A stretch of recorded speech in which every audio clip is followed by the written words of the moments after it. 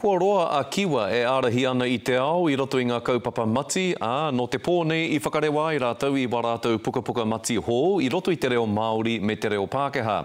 Hea I ki ngā kōrero mā enei puka mati a rātou, ka pakari ake ngā pukenga pānui, me ngā pukenga tatau a ngā tamariki I roto I ngā kura, I te kāinga I hea ake rānei I te ao. Anei rā, a Manawa Wright. Ka hana tū I ngā tauroa o te pō.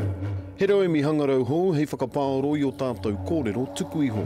Kia hia kai ai te tauira ki te haere ki te kimi I te roa ngātu. Kua whakarewa hea o kawatia e Kiwa Digital o rātou puka hangarau e pāna ki ngā atua Māori.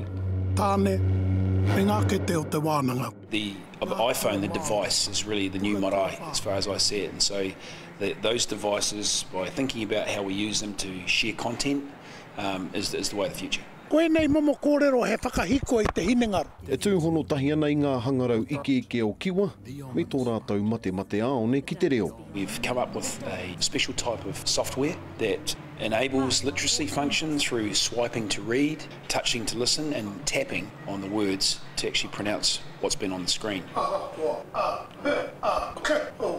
Kei tō mati noi ho te kōrero kua huri te kupu Māori a ki te reo e mōhiona koe. So how do you teach a tamariki who's 7 years old in Brisbane with this? E tū whiti ana tētahi o ngā hopo e ahei ai te tangata, tēne nei atu ki te ako I te reo. He kore utu mo te puka hangarau tuatahi, whai muri, he kotahi tāra rua te kauma iwa heneti mo te toenga. I reira ko tīmata koe ki te tūtaki anō ki ngā mātauranga o tūpuna e tuwherai tō hinengaru. This kinesthetic functionality is crucial in accelerating that whole process. E whakamahi ke ana tiwi Māori I o rātou waia ki te tō mai tērā I tawhiti ki te kāinga.